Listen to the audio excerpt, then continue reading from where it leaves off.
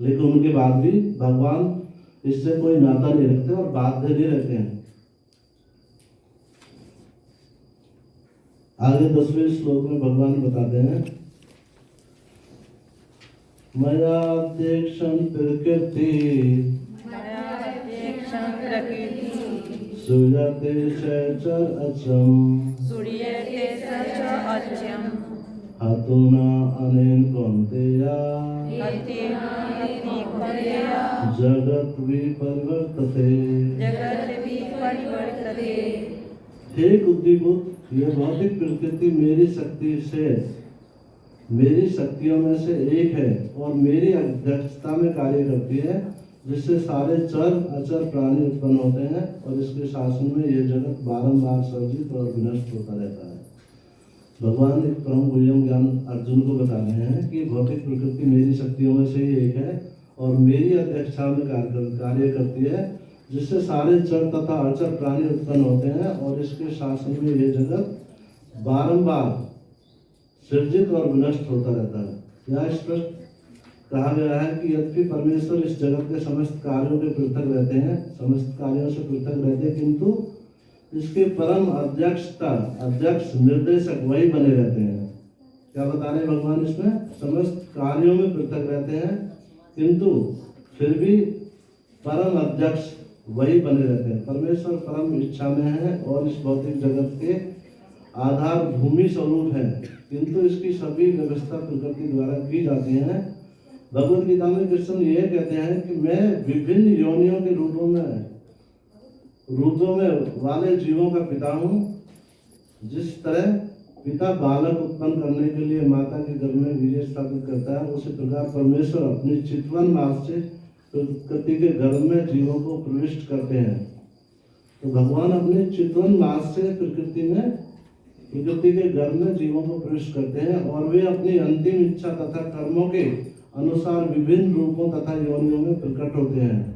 अतः भगवान इस जगत के से प्रत्यक्ष रूप में आसक्त नहीं होते, वे प्रकृति पर दृष्टिपात करते हैं और इस तरह प्रकृति क्रियाशील होती है और तुरंत ही सारी वस्तुएं उत्पन्न हो जाती हैं, क्योंकि वे प्रकृति पर दृष्टिपात करते हैं। इसलिए परमेश्वर की ओर से तो निस्संदेह क्रिया होती है, किंतु भौतिक जगत के प्राकट्य से उन्हें कुछ लेना देना नहीं रहता। इस स्मृति में यह उदाहरण मिला है कि जो कि इस प्रकार है, जब किसी व्यक्ति के समस्त फूल होता है तो उसे उसकी सुगंध मिलती रहती है, किंतु फूल तथा सुगंधी एक दूसरे से विलग रहते हैं। ऐसा ही संबंध भौतिक जगत तथा भगवान के बीच भी है। वस्तुतः भगवान को इस जगत से कोई प्रयोजन नहीं रहता, किंतु वे इसे अपनी दृष्टिपात से उत्पन्न करते हैं तथा व्यवस्थित करते हैं। सारांश है कि हम सब कह सकते हैं कि परमेश्वर की अध्यक्षता के बिना प्रवृत्ति कुछ भी नहीं है, तो भी भगवान समस्त कार्यों से पृथक रहते हैं। हम क्या समझ सकते हैं इससे? भगवान सारी व्यवस्था करते हैं, सब कुछ भगवान के द्वारा होता है और भगवान की इच्छा से ही प्रकट होता है, फिर भी क्या है, भगवान इसमें आसक्त नहीं होते। 11वें श्लोक में बताते हैं भगवान अर्जुन को, अवजानन्ति मां मूढ़ा मानुषीं तनु आशितं परम भावम् अजानन्ता मम भूतमाईश्वरम्। तो भगवान इसमें बताने हमें समझाने का प्रयास करते हैं कि जो लोग जब मैं मनुष्य रूप में अवतरित होता हूँ तो मूर्ख मेरा उपवास करते हैं, वो मुझ परमेश्वर के दिव्य स्वभाव को नहीं जानते। बहुत सारे हमें उदाहरण मिलते हैं, जैसे हम महाभारत में देखते हैं, जो भगवान से ईर्ष्या करते हैं या भगवान को, जो मूर्ख लोग होते हैं वो भगवान को जान ही नहीं पाते, उनके बहुत नज़दीक होते हैं, उसके बाद भी वो उनको नहीं समझ पाते। जैसे सारे पांडव भक्त थे, पितामह भीष्म भी भक्त थे, वो सब भगवान को जानते थे, लेकिन उन्हीं के साथ में, उन्हीं के पास में और उनके संपर्क में रहने पर जो कौरवों में दुर्योधन आदि बहुत सारे योद्धा थे, वो भगवान को कभी भगवान नहीं मान पाते। इस कारण से जो उसे मनुष्य रूप में जानते हैं तो उनको भगवान क्या बताते हैं, वो मूर्ख है और मेरा उपवास करते हैं। इस अध्याय में पूर्ववर्ती श्लोकों में स्पष्ट है कि अब भी भगवान मनुष्य रूप में प्रकट होते हैं, किंतु सामान्य व्यक्ति नहीं होते। क्या बता रहे भगवान? मनुष्य रूप में तो प्रकट होते हैं, लेकिन फिर भी वो सामान्य व्यक्ति नहीं होते। भगवान सारे विराट जगत का सृजन, पालन तथा संहार करते हैं, वे मनुष्य नहीं हो सकते। जो सारी सृष्टि को चलाते हैं, संहार भी करते हैं, सर्जन भी करते हैं, पालन भी करते हैं, तो कोई साधारण मनुष्य उसको नहीं कर सकता। तो भगवान ये सारे चीज करते हैं, और वो अगर ये सब कुछ करते हैं तो भगवान साधारण मनुष्य नहीं हो सकते। जो मूर्ख है, कृष्ण को एक शक्तिशाली पुरुष के अतिरिक्त और कुछ नहीं मानते। वस्तुतः वे आदि परम पुरुष है, जैसा कि ब्रह्म संहिता में प्रमाण स्वरूप कहा गया है। ईश्वर परम कृष्ण, वे परम ईश्वर हैं। ईश्वर या नियंता अनेक है, और वे एक दूसरे से बढ़कर प्रतीत होते हैं। भौतिक जगत में सामान्य प्रबंधक कार्यों का कोई ना कोई निर्देशक होता है, जिसके ऊपर एक सचिव होता है, फिर उसके ऊपर मंत्री, और उसके ऊपर राष्ट्रपति होता है। इनमें से हर एक नियंत्रक होता है, किंतु एक दूसरे के द्वारा नियंत्रित होता है। तो ब्रह्म संहिता में कहा गया है कि कृष्ण परम नियंता है। निसंदेह भौतिक जगत तथा वैकुंठ दोनों में कई निर्देशक होते हैं, किंतु कृष्ण परम नियंता है। क्या बताना चाह रहे भगवान यहाँ? जैसे एक कंपनी में सीईओ भी होता है, या संसारिक भौतिक जगत में मंत्री बहुत होते हैं, अलग अलग उनका कार्य होते हैं, और उनके ऊपर राष्ट्रपति होता है, प्रधानमंत्री होता है। लेकिन यहाँ पे क्या बता रहे भगवान? सबके नियंता है। जितने भी अलग सबके नियंत्रण में बहुत सारी हैं, जैसे हमारे देवी देवताओं के द्वारा समझ सकते हैं। भगवान के निर्देशों के अनुसार अलग अलग चीज़ों के महत्व मिले हुए हैं, उनको डिपार्टमेंट मिले हैं। तो लेकिन सारी चीज़ों का जो मेन अध्यक्ष है, मेन नियंता है, वो भगवान श्री कृष्ण है। पिछले श्लोकों में जिन अद्भुत कार्यों का वर्णन हुआ है, भौतिक शरीर द्वारा संपन्न नहीं हो सकते। कृष्ण का शरीर सच्चिदानंद रूप है, यद्यपि वे सामान्य व्यक्ति नहीं है, किंतु मूर्ख लोग उनका उपवास करते हैं और उन्हें मनुष्य रूप में मानते हैं। उनका शरीर यहाँ मानुषिम कहा गया है, क्योंकि वे कुरुक्षेत्र युद्ध में एक राजनीतिक और अर्जुन के मित्र की भांति सामान्य व्यक्ति बनकर कर्म करते हैं। वे अनेक प्रकार से सामान्य पुरुष की भांति कर्म करते हैं, किंतु उनका जो शरीर है सच्चिदानंद विग्रह रूप में है। इसकी पुष्टि वैदिक साहित्य में भी हुई है। सच्चिदानंद रूपाय कृष्णाय, मैं भगवान श्री कृष्ण को नमस्कार करता हूँ जो सच्चिदानंद रूप है। वेदों में एक ऐसे अन्य वर्णन भी है, तम एकम गोविंदम, आप इंद्रियों तथा कायों के अनंत स्वरूप हैं, गोविंद है, सच्चिदानंद विग्रह है, तथा आपका रूप सच्चिदानंद स्वरूप है।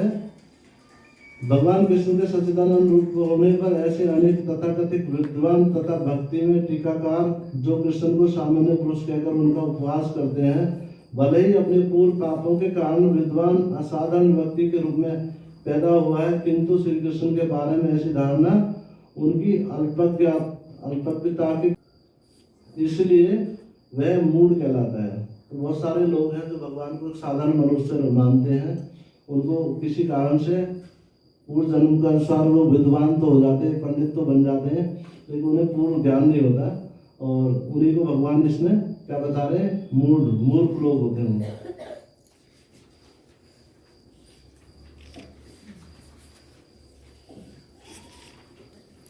अब हम 9वें अध्याय का 14वां श्लोक पढ़ेंगे। सततम कीर्तयन्तुमां यतन्तु च तद्वृता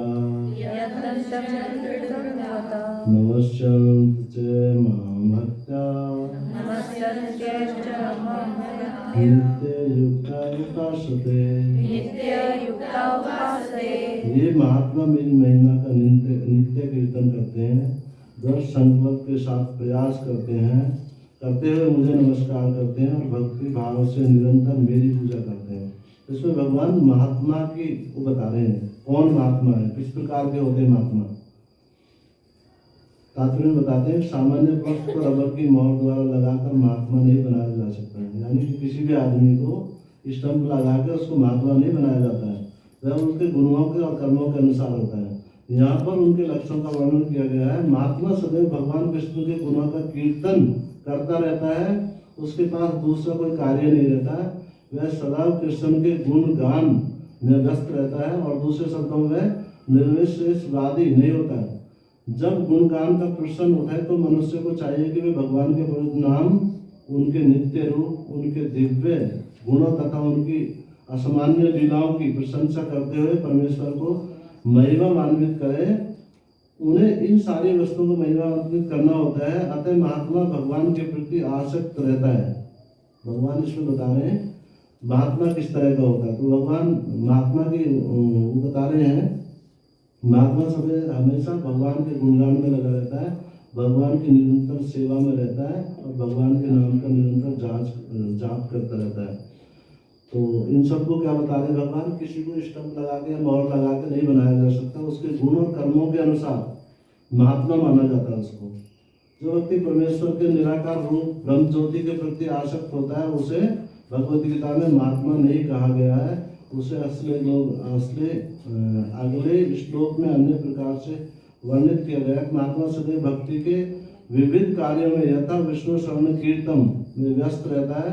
जैसे कि भगवद गीता में उल्लेख है, भक्ति सर्व विष्णु तथा स्मरण है। ऐसा महात्मा अनंत भाव से 5 दिव्य रसों में से किसी एक रस में उनका सानिध्य प्राप्त करने के लिए दृढ़ता होता है। इसे प्राप्त करने के लिए वह मनसा वाचा कर्मणा अपने सारे कार्यकलाप भगवान श्री कृष्ण की सेवा में लगाता है। यही पूर्ण कृष्ण भावना कहलाता है।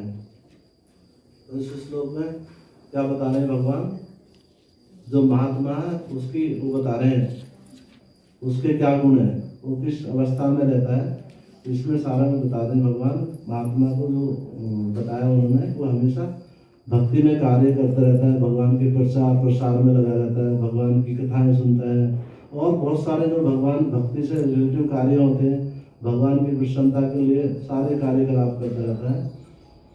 तो उसे भगवान महात्मा की महिमा बता रहे हैं इस श्लोक में। अगले श्लोक में बताते हैं भगवान क्या बताते हैं। 15वां श्लोक है, ज्ञान यज्ञेन च अपि अन्ये यजन्त मामुपासते एकत्वेन पृथक्त्वेन बहुधा विश्वमुख्यम्। अन्य लोग जो ज्ञान के अनुसरण द्वारा यज्ञ में लगे रहते हैं, वे भगवान की पूजा उनके अध्यय रूप में, विविध रूपों में तथा विश्व रूप में करते हैं। क्या बताने भगवान इसमें कि अन्य जो लोग हैं जो ज्ञान के अनुशीलन द्वारा यज्ञ में लगे रहते हैं, वे भगवान की पूजा उनके उदय रूप में, विविध रूपों में तथा विश्व रूप में करते हैं। ये श्लोक पिछले श्लोकों का सारांश है कि भगवान अर्जुन को बताते हैं कि जो विशुद्ध कृष्ण भावना में लगे रहते हैं और कृष्ण के अतिरिक्त अन्य किसी को नहीं जानते, वे महात्मा कहलाते हैं। तो भी कुछ लोग ऐसे भी हैं जो वास्तव में महात्मा पद को प्राप्त नहीं होते, किंतु वे भी विभिन्न प्रकार से कृष्ण की पूजा करते हैं। इनमें से कुछ वर्णन आता है अर्थार्थी, ज्ञानी तथा जिज्ञासु के रूप में किया जा चुका है। किंतु फिर भी कुछ ऐसे भी लोग होते हैं जो इनमें भी निम्न होते हैं। इन्हें 3 कोटियों में रखा जाता है, परमेश्वर तथा अपने को एक मानकर पूजा करने वाले। बहुत सारे लोग ऐसे भी होते हैं जो अपने को भगवान मानते हैं, भगवान को और अपने को एक मानते हैं, और परमेश्वर को कि किसी मनोकाल्पनिक रूप की पूजा करने वाले, तथा जो तीसरे होते हैं भगवान के विश्व रूप की पूजा करने वाले हैं। इनमें से सबसे जो अधम है वे हैं जो अपने आप को अद्वैतवादी मानकर अपनी पूजा परमेश्वर के रूप में करते हैं। सबसे अधम कौन बताए गए हैं, जो अपने आप को ही भगवान मानते हैं, और इन्हीं का प्राधान्य भी है। ऐसे लोग अपने को परमेश्वर मानते हैं और इसी मानसिकता के कारण अपनी पूजा आप करते हैं। यह भी एक प्रकार की ईशा पूजा है, ईश पूजा है, क्योंकि वे समझते हैं कि मैं भौतिक पदार्थ न होकर आत्मा हूँ, और कम से कम ऐसा भाव तो प्रधान रहता है। सामान्यतः निष्पेषवादी इसी प्रकार से परमेश्वर को पूजते हैं। दूसरी कोटि के जो लोग होते हैं वो देवताओं के उपासक होते हैं, और जो अपनी कल्पना से किसी भी स्वरूप को परमेश्वर का स्वभाव मान लेते हैं। तृतीय कोटि में वे लोग आते हैं जो इस ब्रह्मांड से परे कुछ भी नहीं सोच पाते। वे ब्रह्मांड को भी परम जीव सत्ता मानकर उसकी उपासना करते हैं। ये ब्रह्मांड भी भगवान का एक स्वरूप है। तो इसमें जो बताए हैं 3 तरह के बताए हैं। तो सबसे अधम कौन से हैं? जो अपने आप को ही भगवान मान लेते हैं और अपनी पूजा करने लगते हैं। आगे अहम बताते हैं भगवान 16वें उसमें बताते हैं अहम कृतो अहम यज्ञा श्रद्धा अहम औषधम मंत्र अहम एव आजम्य अहम अग्नि अहम होतम। किंतु मैं ही कर्म कांड में भी यज्ञ पितरों को दिए जाने वाला तर्पण औषधि दिव्य धवनी मन घी अग्नि तथा आहुति हूँ। भगवान क्या बता रहे हैं? किंतु जो भी कर्म कांड में ही जैसे यज्ञ करते हैं या पितरों को दिया जाने वाला तर्पण औषधि दिव्य धवनी मंत्र घी, वो सब कौन है? वो मैं ही हूँ। ज्योतिष्टकम नामक वैदिक यज्ञ की कृपा है कि स्मृति में वर्णित महायज्ञ में वही है पितृलोक को अर्पित तर्पण या पितृलोक के प्रसन्न करने के लिए किया गया यज्ञ, जिसे घृत रूप एवं प्रकार से एक प्रकार से औषधि माना जाता है, वह भी कृष्ण ही है। इस संबंध में जिन मंत्रों का उच्चारण किया जाता है वह भी कृष्ण है, और यज्ञ में आहुति के लिए प्रयुक्त होने वाली दुग्ध से बनी अनेक वस्तुएं भी कृष्ण है। अग्नि भी कृष्ण है, क्योंकि वह अग्नि 5 तत्वों में से एक है, अतः वह कृष्ण की भिन्ना शक्ति कही जाती है। और दूसरे शब्दों में वेदों के जो कर्म कांड भाग में प्रतिपादित होता है वैदिक यज्ञ भी पूर्ण रूप से कृष्ण है। अथवा यह कह सकते हैं कि लोग कृष्ण की भक्ति में लगे हुए उनके लिए यह समझना चाहिए कि उन्होंने सारे वेद विहित यज्ञ संपन्न कर लिए हैं। क्या बता रहे भगवान? जो हम इस तरह के यज्ञ वगैरह करते हैं, आहुति देते हैं, सब कुछ करते हैं, तो भगवान कहते हैं जो भगवान की भक्ति में लगे हुए हैं तो उनको अफसोस नहीं होना चाहिए कि वो सारे यज्ञ और तप दान वगैरह सब कर चुके हैं। वो उनको पहले ही बताया 8वें उसमें अध्याय में, वो सारे यज्ञ और तपस्या करने के बाद जो फल मिलता है उनको स्वतः ही अपने आप प्राप्त हो जाते हैं।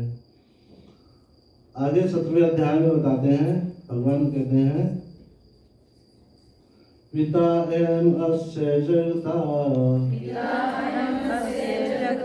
माता धाता पितामह वेदं पवित्रम ओंकारा लिखिषामि यदु एव च। इस ब्रह्मांड का पिता आश्रय पिता माता आश्रय तथा पितामह मैं हूँ। मैं इस ब्रह्मांड का पिता माता आश्रय तथा पितामह हूँ। मैं ज्ञेय यानी कि जानने योग्य हूँ, शुद्धिकर्ता तथा ओंकार हूँ। मैं ऋग्वेद सामवेद तथा यजुर्वेद भी हूँ। तो तात्पर्य में क्या बताते हैं प्रभात जी? सारे चराचर विराट जगत की अभिव्यक्ति कृष्ण की शक्ति के विभिन्न कार्यकलापों में से होती है। इस भौतिक जगत में विभिन्न जीवों के साथ तरह तरह के संबंध स्थापित करते हैं जो कृष्ण की शक्ति के अतिरिक्त अन्य कुछ नहीं जानते, कुछ नहीं है। प्रकृति की सृष्टि में उनमें से कुछ हमारे माता पिता के रूप में उत्पन्न होते हैं, किंतु वे कृष्ण के ही अंश हैं। इस सृष्टि से जीव जो हमारे माता पिता आदि प्रतीत होते हैं वे कृष्ण के अतिरिक्त कुछ भी नहीं है। इस श्लोक में आए धाता शब्द का अर्थ है सृष्टा। न केवल हमारे माता पिता कृष्ण के अंश रूप में है, अपितु उसके सृष्टा दादी तथा दादा कृष्ण वस्तु कि जीव कृष्ण का अंश होने के कारण कृष्ण है। अतः सारे वेदों के लक्ष्य कृष्ण ही है। हम वेदों से जो भी जानना चाहते हैं वह कृष्ण को जानने की दिशा में ही होता है।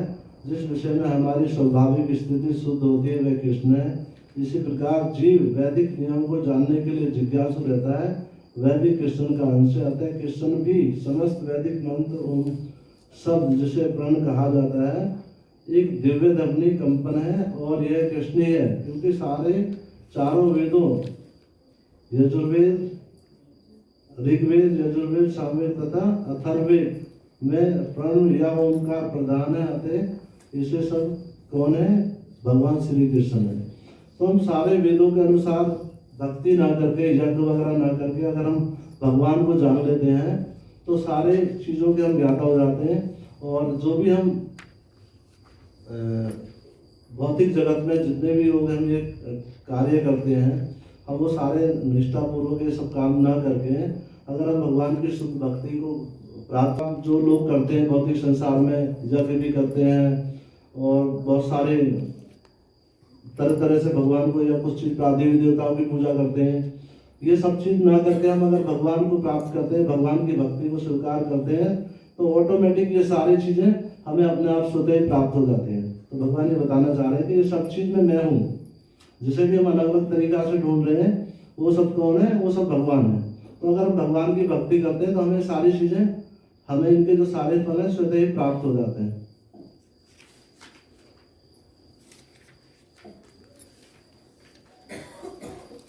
आगे 22वें अध्याय को हम 22वें श्लोक को लेते हैं।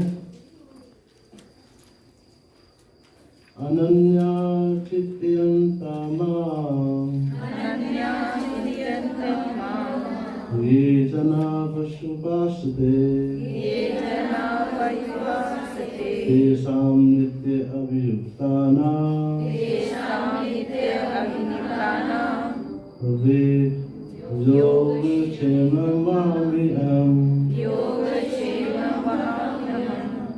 किंतु जो लोग अनन्य भाव से मेरे दिव्य स्वरूप का ध्यान करते हुए निरंतर मेरी पूजा करते हैं, उनकी जो आवश्यकताएं होती हैं उन्हें मैं पूरा करता हूं और जो कुछ उनके पास है उनकी मैं रक्षा करता हूं।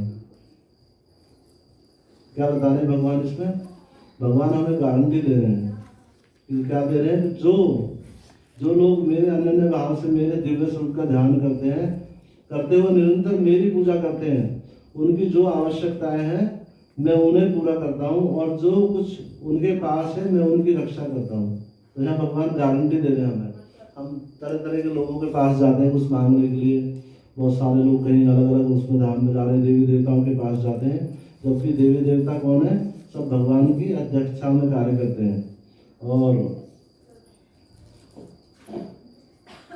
जो एक क्षण भी कृष्ण भावना के बिना नहीं रह सकता, वह 24 घंटे कृष्ण का चिंतन करता और श्रवण कीर्तन स्मरण पाद सेवन बंदन अर्चन दास्य साक्यम तथा आप निवेदन के द्वारा भगवान के चरण कमलों की सेवा में रत रहता है। ऐसे कार्य शुभ होते हैं और उनका यही एकमात्र कामना रहती है कि वह भगवान का सानिध्य प्राप्त करें। ऐसा भक्त निश्चित रूप से बिना किसी कठिनाई के भगवान के पास पहुंचता है, ये योग कहलाता है। ऐसा भक्त भगवत कृपा से इस संसार में पुनः नहीं आता। क्षेम का अर्थ है भगवान द्वारा कृपा में संरक्षण, भगवान योग द्वारा पूर्णतया कृष्ण भावना भावित होने में सहायक बनते हैं। और जब भक्त पूर्ण कृष्ण भावना भावित हो जाता है तो भगवान उसे दुखमय बद्ध जीवन में फिर से गिरने से उसकी रक्षा करते हैं। जो भगवान की शरण में चला जाता है फिर दोबारा से इस भौतिक बंधन, भौतिक जगत में नहीं गिरते वो सब लोग। भगवान यहाँ वचन दे रहे हैं। आगे क्या बताते हैं? 23वां श्लोक है, ये अभी अन्य देवता भक्ता यजन्ते अविन्ता ते अपि माम् एव कौन्तेय यजन्ति अविधि पूर्वकम्।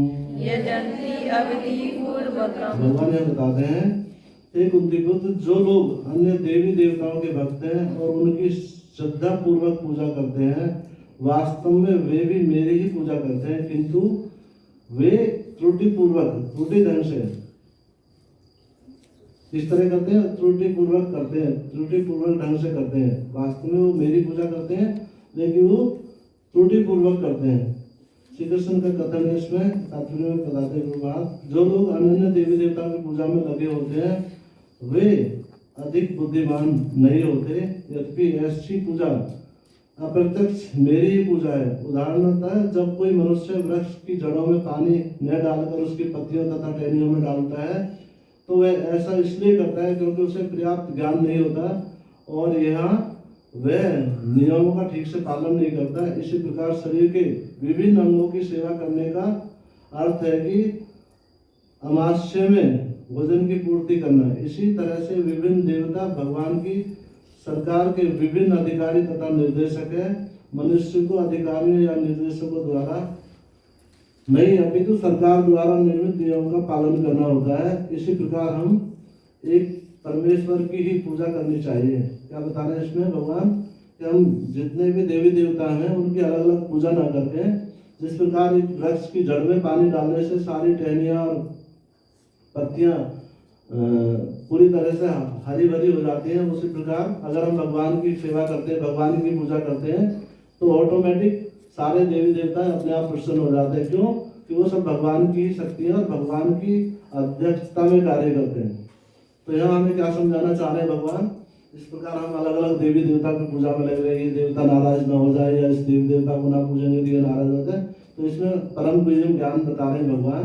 अगर भगवान की निरंतर पूजा करता है, भगवान की पूजा एकमात्र भगवान की पूजा करता है, तो किसी प्रकार से कोई डरने की आवश्यकता नहीं होती। सारे देवी देवता अपने आप प्रसन्न हो जाते हैं। क्योंकि जिस प्रकार जड़ में पानी डालने से सारे टहनियों और पेड़ के सब भाग हरे भरे हो जाते हैं, उसी प्रकार भगवान की पूजा करने से जितने भी सारे देवी देवता हैं अपने आप तृप्त हो जाते हैं और वो प्रसन्न रहते हैं।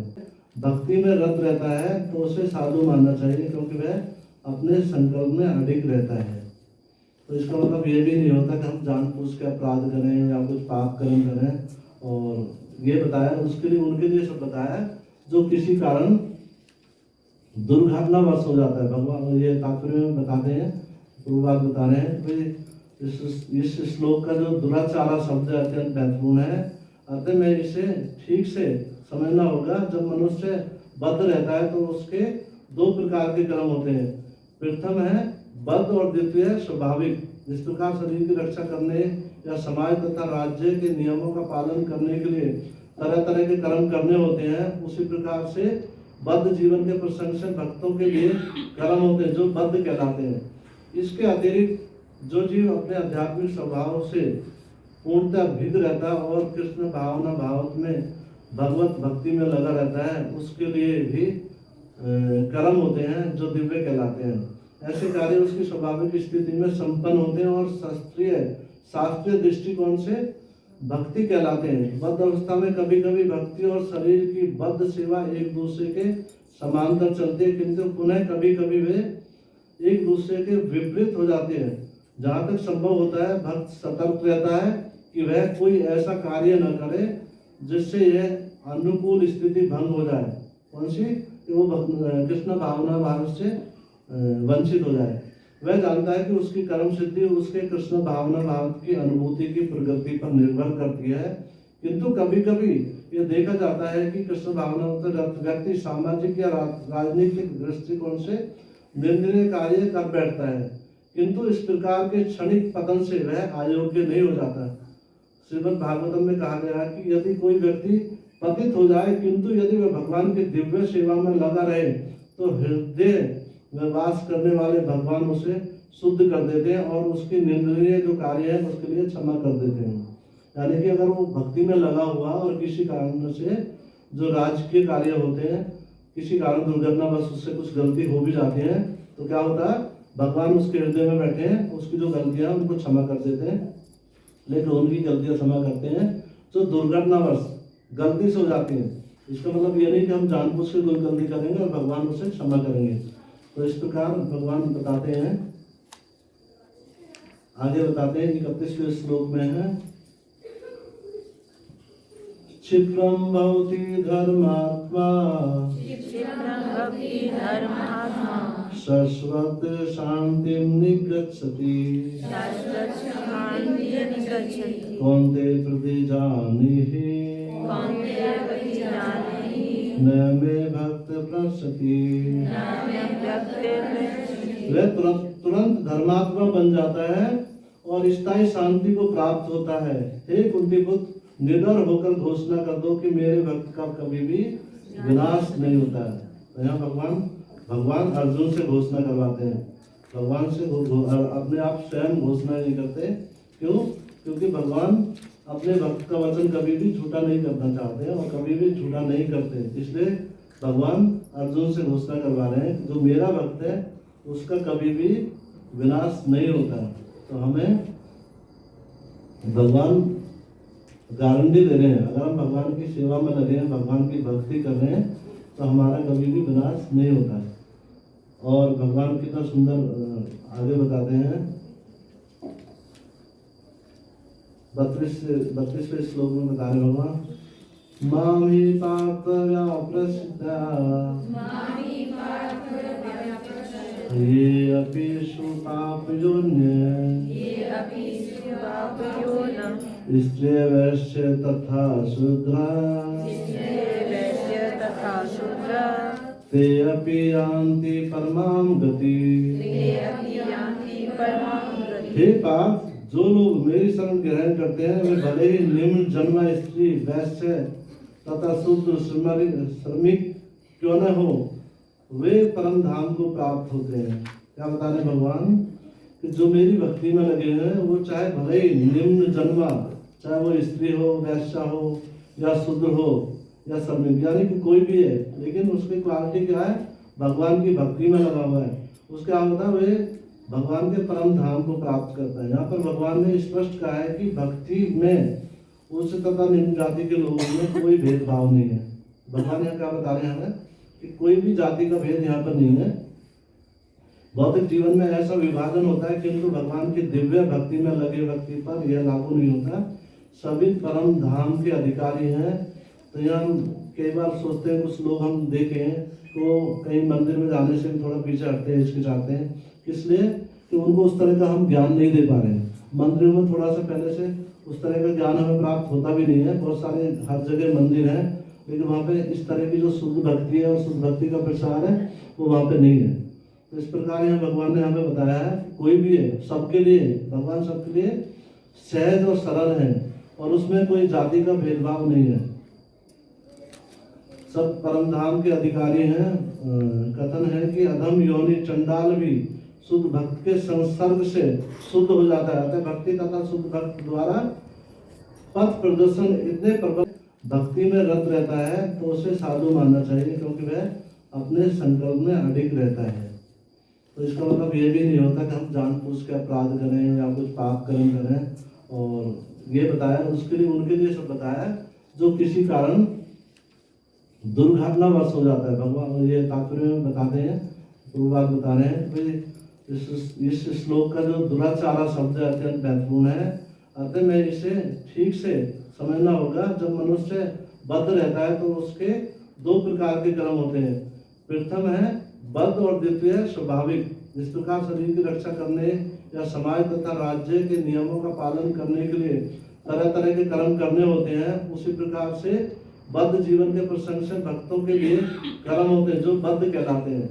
इसके अतिरिक्त जो जीव अपने आध्यात्मिक स्वभाव से पूर्णतः भिन्न रहता है और कृष्ण भावना भाव में भगवत भक्ति में लगा रहता है, उसके लिए भी कर्म होते हैं जो दिव्य कहलाते हैं। ऐसे कार्य उसकी स्वाभाविक स्थिति में संपन्न होते हैं और शास्त्रीय दृष्टिकोण से भक्ति कहलाते हैं। बद्ध अवस्था में कभी कभी भक्ति और शरीर की बद्ध सेवा एक दूसरे के समांतर चलते हैं, किंतु पुनः कभी कभी वे एक दूसरे के विपरीत हो जाते हैं। जहाँ तक संभव होता है भक्त सतर्क रहता है कि वह कोई ऐसा कार्य न करे जिससे यह अनुकूल स्थिति भंग हो जाए। कौन सी? वो कृष्ण भावना भाव से वंचित हो जाए। वह जानता है कि उसकी कर्म सिद्धि उसके कृष्ण भावना भाव की अनुभूति की प्रगति पर निर्भर करती है, किंतु कभी कभी यह देखा जाता है कि कृष्ण भावना व्यक्ति सामाजिक या राजनीतिक दृष्टिकोण से निंदनीय कार्य कर बैठता है, किंतु इस प्रकार के क्षणिक पतन से वह अयोग्य नहीं हो जाता। श्रीमद् भागवतम में कहा गया कि यदि कोई व्यक्ति पतित हो जाए किंतु यदि वह भगवान की दिव्य सेवा में लगा रहे तो हृदय में वास करने वाले भगवान उसे शुद्ध कर देते हैं और उसकी निंदनीय जो कार्य है उसके लिए क्षमा कर देते हैं। यानी कि अगर वो भक्ति में लगा हुआ और किसी कारण से जो राजकीय कार्य होते हैं, किसी कारण दुर्घटना बस उससे कुछ गलती हो भी जाती है, तो क्या होता है भगवान उसके हृदय में बैठे हैं, उसकी जो गलतियां उनको क्षमा कर देते हैं। लेकिन उनकी गलतियां क्षमा करते हैं जो दुर्घटनावश गलती से हो जाती है।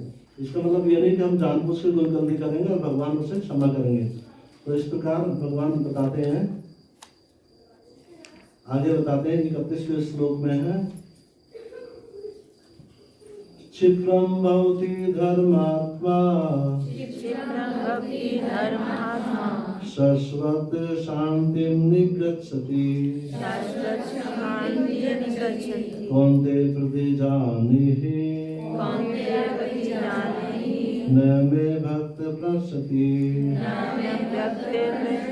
वह तुरंत धर्मात्मा बन जाता है और स्थायी शांति को प्राप्त होता है। हे कुंती पुत्र, निडर होकर घोषणा कर दो कि मेरे भक्त का कभी भी विनाश नहीं होता है। तो यहाँ भगवान अर्जुन से घोषणा करवाते हैं। भगवान से अपने आप स्वयं घोषणा नहीं करते। क्यों? क्योंकि भगवान अपने भक्त का वचन कभी भी झूठा नहीं करना चाहते और कभी भी झूठा नहीं करते। इसलिए भगवान अर्जुन से घोषणा करवा रहे हैं कि जो मेरा भक्त है उसका कभी भी विनाश नहीं होता।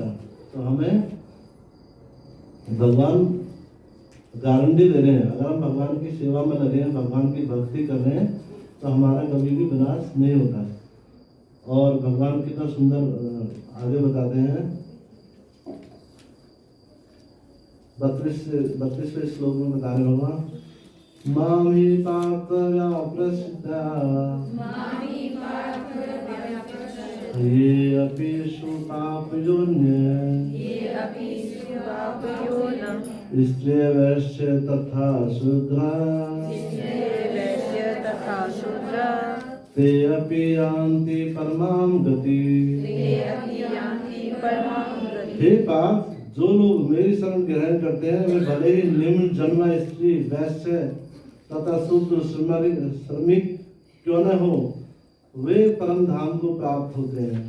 क्या बता रहे भगवान कि जो मेरी भक्ति में लगे हैं वो चाहे भले ही निम्न जन्मा, चाहे वो स्त्री हो, वैश्य हो या शूद्र हो या श्रमिक, यानी कि कोई भी है, लेकिन उसकी क्वालिटी क्या है? भगवान की भक्ति में लगा हुआ है। उसका होता है वे भगवान के परम धाम को प्राप्त करता है। यहाँ पर भगवान ने स्पष्ट कहा है कि भक्ति में उच्च तथा निम्न जाति के लोगों में कोई भेदभाव नहीं है। भगवान यहाँ क्या बता रहे हैं कि कोई भी जाति का भेद यहाँ पर नहीं है। भौतिक जीवन में ऐसा विभाजन होता है, किंतु भगवान की दिव्य भक्ति में लगे व्यक्ति पर यह लागू नहीं होता। सभी परम धाम के अधिकारी हैं। तो यहाँ कई बार सोचते हैं, कुछ लोग हम देखें तो कहीं मंदिर में जाने से थोड़ा पीछे हटते हैं, हिचकिचाते हैं, इसलिए कि उनको उस तरह का हम ज्ञान नहीं दे पा रहे हैं। मंदिरों में थोड़ा सा पहले से उस तरह का ज्ञान हमें प्राप्त होता भी नहीं है। बहुत सारे हर जगह मंदिर हैं, लेकिन वहाँ पे इस तरह की जो शुद्ध भक्ति है और शुद्ध भक्ति का प्रसार है वो वहाँ पे नहीं है। तो इस प्रकार यहाँ भगवान ने हमें बताया है कोई भी है, सबके लिए भगवान सबके लिए सहज और सरल है और उसमें कोई जाति का भेदभाव नहीं है। सब परम धाम के अधिकारी हैं। कथन है कि अधम योनि चंडाल भी शुद्ध भक्त के संसर्ग से शुद्ध हो जाता है। अतः भक्ति तथा शुद्ध भक्त द्वारा पथ प्रदर्शन इतने प्रबंध। ये पूरा अध्याय बहुत अच्छे से कवर किया है और 9वां अध्याय जो है ये सच में बहुत महत्वपूर्ण अध्याय है। एकदम पूरी भगवत गीता के मिड में है ये अध्याय, बीच का अध्याय है और भक्ति योग का भी ये बीच का अध्याय है। 6 अध्याय में से भक्ति योग के जो 6 अध्याय हैं उनमें से बीच का अध्याय है और भगवत गीता के भी बीच का अध्याय है। इसलिए इस अध्याय को बैकबोन कहते हैं, भगवत गीता की बैकबोन कहा जाता है, रीढ़ की हड्डी है ये। तो क्योंकि इस अध्याय में बहुत मुख्य मुख्य श्लोक जो है भगवान ने दिए हैं। हम सब जानते हैं कि भगवत गीता जो है उसके 5 जो है विषय हैं, जीव, ईश्वर, प्रकृति, काल और कर्म। इसमें से सबसे मुख्य विषय क्या है? ईश्वर, है ना। सबसे मुख्य विषय ईश्वर है जिसको हमने जानना है ना। जीव, ईश्वर, प्रकृति, काल और कर्म में से सबसे मुख्य विषय ईश्वर है। और इस अध्याय में भगवान ईश्वर के बारे में ही बता रहे हैं, मीन्स अपने बारे में ज्यादा बता रहे हैं। इसलिए ये अध्याय बहुत महत्वपूर्ण है। इसी अध्याय में ही से ही भगवान को ये कहा जाता है कि कृष्ण तो हमेशा मैं करते रहते हैं।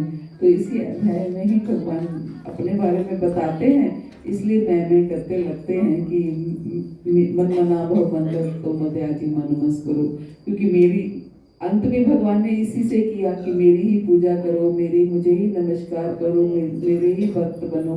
तो मेरे ही करते रहे भगवान। लेकिन कैसे जो कुछ उनके पास है वो वही कुछ ही बता रहे हैं।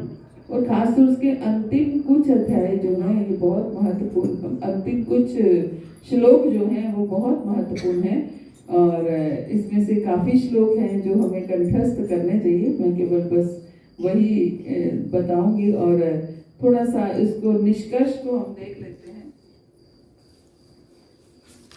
मुख्य तौर से इस अध्याय में जो मैंने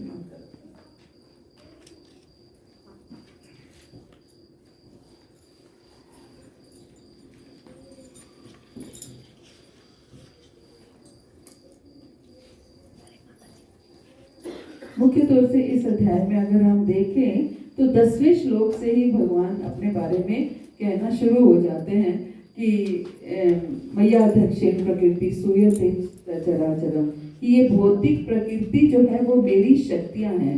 एक्चुअली भगवान ऐसे लोगों को समझाना चाहते हैं कि ये जो लोग मुझे नहीं समझते हैं, तो भगवान पहले उन्हें बताते हैं कि ये सब कुछ जो इस भौतिक जगत में है ये मेरी ही शक्ति है। जिसे तुम कहते हो ना, ये सूर्य है, ये चंद्रमा है, ये हवा चल रही है, ये जल है, अग्नि है, ये सब मेरी ही शक्तियां हैं।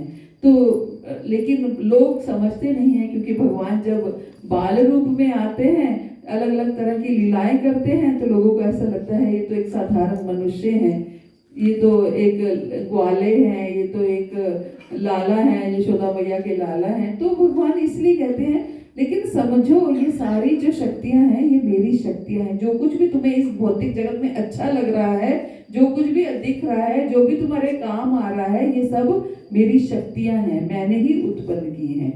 और फिर इसलिए भगवान आगे 11वें श्लोक में यही कहते हैं, अब जानन्ति मां मूढ़ा मानुषिम तनुमाश्रिता, कि वो लोग मूर्ख होते हैं जो मुझे नहीं समझते हैं, जब मैं मनुष्य रूप में आता हूँ मेरा उपहास करते हैं, ऐसे लोगों को भगवान ने मूढ़ कहा है। और साथ में भगवान ने 13वें श्लोक में साथ के साथ भगवान ने ये क्या कहा है कि ये लोग मूर्ख हैं, लेकिन साथ में भगवान ने महात्मा लोगों के बारे में भी बताया है कि वो लोग महात्मा होते हैं जो मेरे संरक्षण में आ जाते हैं, जो मेरी पूजा करते हैं। तो इसका मतलब आप सब क्या हो? महात्मा हो। तो इस बात पे तो प्रसन्न हो जाना चाहिए कि अगर हम सब ने भगवान का संरक्षण ले लिया है तो हम सब महात्मा हैं। तो महात्मा मीन्स जो महात्मा जो है देवी प्रकृति के संरक्षण में रहते हैं। भगवान क्या कहते हैं? महात्मा कौन होते हैं? जो मेरी महिमा का नित्य कीर्तन करते हैं, जो मेरी बारे में बात करते हैं, जो मेरा कीर्तन करते हैं, मेरी कथाओं का वर्णन करते हैं, तो वो सब महात्मा होते हैं। आगे भगवान मुख्य हो गया डिटेल तो बता रही। आगे भगवान जो है 22वें श्लोक बहुत मुख्य श्लोक है। हम लोग शायद मैं हर क्लास में बोल देती होंगी, इसको कंठस्थ है ये श्लोक, तो इसको कंठस्थ करना है। क्या? अनन्याश्चियन्तो मां ये जना पर्युपास्ते तेषां नित्याभियुक्तानां योगक्षेमम्। भगवान इस श्लोक में जो है एक तरह से गारंटी दे रहे हैं कि जो अनन्य भाव से मेरा भजन करता है वो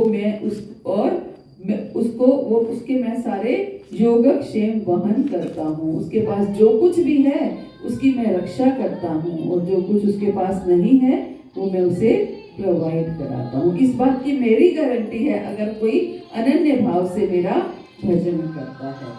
और साथ में भगवान आगे जो है 27वें श्लोक में करो यत् करोषि यशनासी यजुरोषि ददासि यत् पश्यसि कौन्तेया यत् पुष्पो मत्पन्नम। तुम जो कुछ करते हो, जो तपस्या करते हो, जो दान देते हो, वो सब मेरे लिए करो। पहले क्या कह रहे हैं, जो कुछ करो। तो इस उससे भगवान को ऐसा लगता है कि तुम पहले क्या कह रहे हैं, अनन्याश्चियोंतो मां, मेरी अनन्य भाव से जो मेरा भजन करता है। फिर उसको बाइफरकेट करके बता रहे हैं, उसको डिटेल बता रहे हैं कि जो कुछ भी करते हो तुम अनन्य भाव से मेरा भजन कैसे करोगे, तुम जो कुछ करो बस मेरे लिए करो। ये है अनन्य भाव से भजन करना। तुम जो कुछ करते हो वो मेरे लिए करो। जो खाते हो, जो पीते हो, सोते हो, बता रहे थे ना कि आप सुबह उठते हो तो भगवान के लिए उठो, सोते हो तो भगवान के लिए सो। तो ये भी बहुत मुख्य श्लोक है, इसको आप कंठस्थ करना है हम सबको। और फिर जो अनन्य भाव से मेरा भजन करता है तो भगवान कहते हैं साथ में उनके लिए हौसला बढ़ा रहे हैं भगवान आगे। कैसे कि समो हम सर्वभूतेषु नामे द्वेषु अस्ति ना प्रिया ये भजन्ति तुमा भक्त्या मैते जेषु झाक्यम। समो हम सर्वभूतेषु, ये सारे जीव जो है मेरे लिए एक समान है। ना तो मैं किसी से द्वेष करता हूँ और ना ही मैं कोई मेरा बहुत, ना ही कोई मेरे, मैं किसी से पक्षपात करता हूँ। ये मत सोचो कि जो मेरा अनन्य भजन करता है मुझे केवल वही प्रिय है।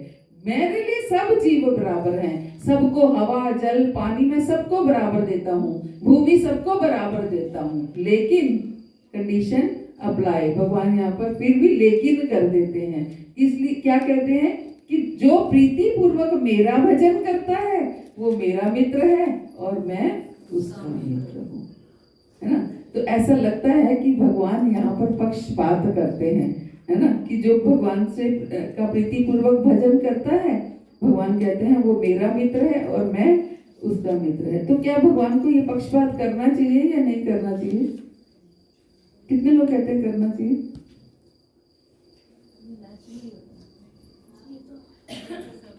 करना चाहिए या नहीं करना चाहिए? करना चाहिए। हमें तो कहना ही चाहिए कि करना चाहिए, क्योंकि हम थोड़ा थोड़ा भजन करते हैं तो, है ना, तो करना ही चाहिए।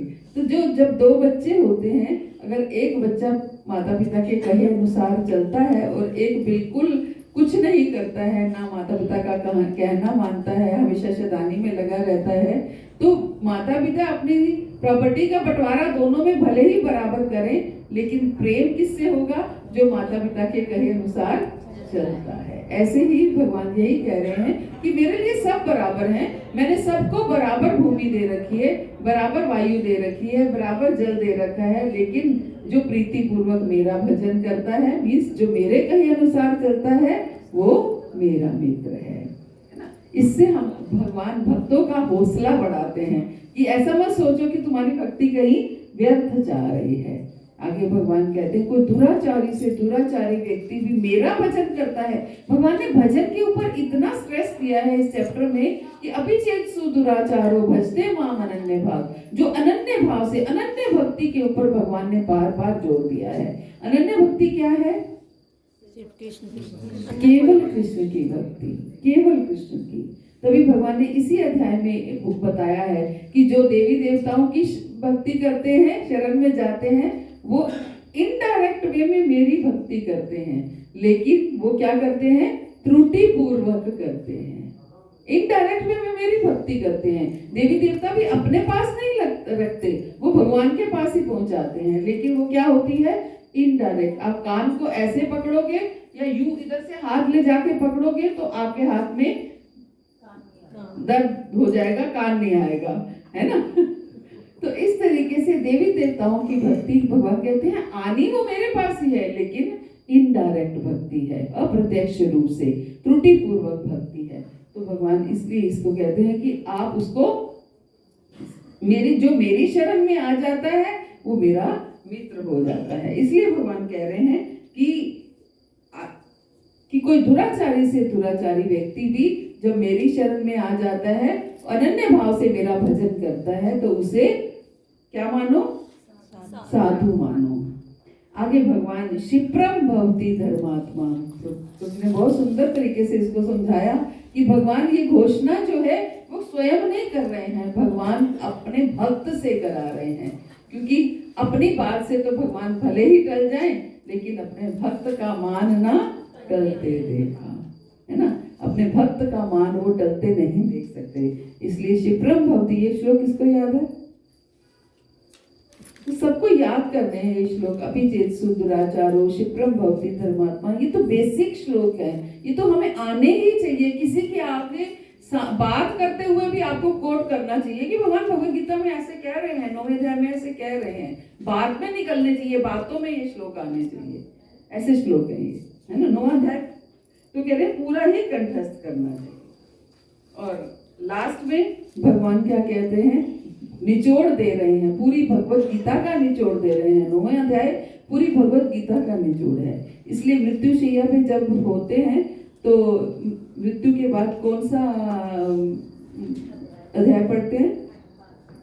18वां तो जब है 18वां तो जब व्यक्ति मरने वाला होता है तो पढ़ते हैं, जब मर जाता है तो 9वां पढ़ते हैं।